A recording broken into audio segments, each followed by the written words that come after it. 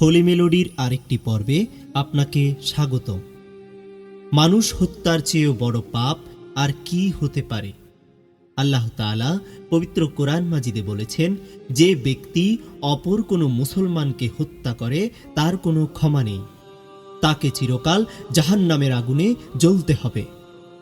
কিন্তু আপনি কি জানেন হত্যার চেয়েও জঘন্য পাপ কি? হ্যাঁ, তা হলো ফিতনা। ফিতনা হত্যার চেয়েও মারাত্মক এবং জঘন্য। ফিতনা থেকে শুরু হয় অনৈক্য, বিশৃঙ্খলা, বিবাদ, সংঘর্ষ, হত্যাকাণ্ড ও সামাজিক বিপর্যয়।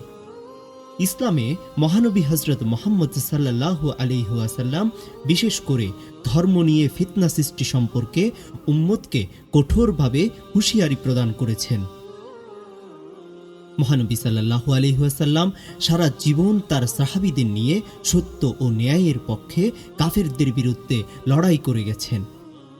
কিন্তু ধর্মের নামে যেই ফিতনা বা বিভ্রান্তি সৃষ্টি হতে পারে, এই সন্দেহ থেকে তিনি মুক্ত ছিলেন না। তাই তিনি পরবর্তী উম্মতকে ধর্ম নিয়ে বাড়াবাড়ি করতে নিষেধ করেছেন এবং ফিতনা নামক ভয়াবহতা থেকে সতর্ক করে গেছেন। পবিত্র কোরআন মাজিদে আল্লাহ পাক বলেছেন, মুমিনদের দুই দল দ্বন্দ্বে লিপ্ত হলে তোমরা তাদের মধ্যে মীমাংসা করে দিবে।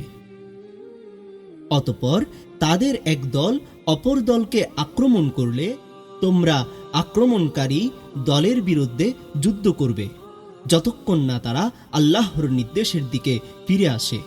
যদি তারা ফিরে আসে তবে তাদের মধ্যে ন্যায়ের সঙ্গে ফাইসালা করে দেবে এবং সুবিচার করবে। নিশ্চয়ই আল্লাহ সুবিচারকারীকে ভালোবাসেন। ইসলাম বিনা কারণে ঝগড়া বিবাদের মতো জঘন্য কাজ থেকে বিরত থাকার নির্দেশ দিয়েছে।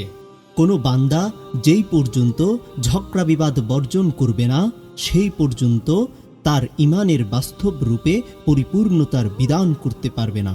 রাসূল সাল্লাল্লাহু আলাইহি ওয়াসাল্লাম ঝগড়া বিবাদ পরিহারকারীদের সুসংবাদ দিয়েছেন। বলেছেন, ওই ব্যক্তির জন্য বেহেশতের সর্বোচ্চ স্থানে একটি, বেহেশতের মধ্যভাগে একটি এবং বেহেশতের বাগানে একটি ঘর আমার জিম্মায় রয়েছে, যে এমনকি ন্যায়বাদী হওয়ার সত্ত্বেও ঝগড়া বিবাদ থেকে বিরত থাকে। ইসলাম ঝগড়া বিবাদকে সবচেয়ে নিম্ন স্তরের আমল বিনষ্টকারী বলে গণ্য করেছে। তাই বলা হয়েছে, তোমরা পৃথিবীতে বিপর্যয় সৃষ্টি করবে না। নিশ্চয়ই আল্লাহ বিপর্যয় সৃষ্টিকারীকে পছন্দ করেন না। আমরা কত দলে বিভক্ত হয়ে নানা রকম ফিতনার সৃষ্টি করি, যা আমাদের আমলকে ধ্বংস করে দিচ্ছে। এই ফিতনার কারণে মুসলিম জাতির মধ্যে আজ অনৈক্যের সৃষ্টি। আর এই অনৈক্য সৃষ্টির কারণে আপনি কি মনে করছেন আপনি শাস্তি পাবেন না? আল্লাহ আমাদের ফিতনা থেকে বিরত থাকার তৌফিক দান করুন।